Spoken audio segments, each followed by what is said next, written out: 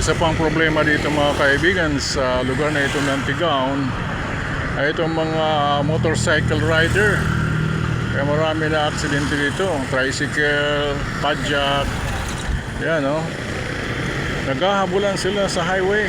Ito ay national highway na ito mga kaibigan. J. Puentevilla Highway. At narito tayo sa harapan ng Amparo Village. Ito, pagtapat na ito, Amparo Village na yan. Yan, makita ninyo ang bundok niyan, Mount Isaro. Nasa likuran. Ito naman sa likuran ko, ito ang Casorico 4. Casorico 4 ito. Itong kahoy na ito eh. Alam nyo na kung anong kahoy ito. May maligno dyan. Church of Christ, Talahong Tigaon, Camarines Sur, Zone 7, 75 meters away. Yan, nasa loob yan ng Amparo. At kung kayo'y makajus at gusto yung maligtas, natutunay na kaligtasan, mag-attend kayo dyan at kayo'y magkaroon ng physical, mental, and spiritual salvation. Yan, amen. Ito yan. O dito tayo sa mga nagdadaanan. Kanina pa ako dito, ayaw kong basta tumawid sapagkat ito parang sila ay nagmamadali. Gusto na silang pumunta sa ikalawang buhay, right? Mga motor dito, marami na. Yan, pasiklaban sila, bilisan ng takbo. At pagdating sa destinasyon, wala namang gagawin.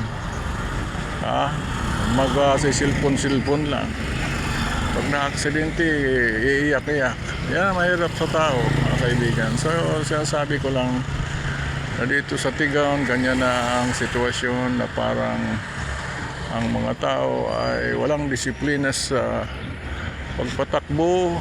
Kaya mayroon din may disiplina pero wala naman sasakyan. Alright? So yung mga may sasakyan, karamihan ay pinagyayabang ang sasakyan nila. Ayan, takbuhan na kayo dyan. Hala, sa inyo na ang puro hari ng kalsada. Sila ay hari ng kalsada, mga kaibigan. Hindi ko alam itong mga kaibigan itong nakamotor na ito. Kanina pa ako rito, mahirap tayong tumawid. Ayan. Hindi mo mabilang na ang mga motor dito. Kung maraming motor sa Thailand at Cambodia, pagkat nakarating na tayo doon, dito ay marami na rin, right? So hindi rin nagpapahuli sa ganyang klase ang mga taga-Tigaon. Kung kayo taga-Tigaon, nami-miss ninyo ang Tigaon, gusto nyo umuwi, huwag na muna, dyan na muna kayo. Mas maganda dyan sa kinaroroonan ninyo kaysa dito. Makatawid din tayo. Ayan. Ganyan ang kaatindi rito. Mahirap niyong tatawid tayo at babanggain tayo niyan. At ganyan ang mga nangyayari ngayon dito. Ayan mga kaibigan, at maikli lamang na video ito, vlog. Amparo Village ito. Alright, kaya ang sabi ko sa inyo. Ayan mga kaibigan, malinaw na malinaw. At uminit na naman, kanina umulan. Init ulan, kaya mga tao ito umuubo, inuubo, sinisipon. Mahirap magsampay ng linabhan sapagkat pag sinampay mo maya, ulan na naman. Alright? So, hanggang dito na lang mga kaibigan. Like, share, and subscribe kung hindi pa nakapag-subscribe. Maawa naman kayo. Alright?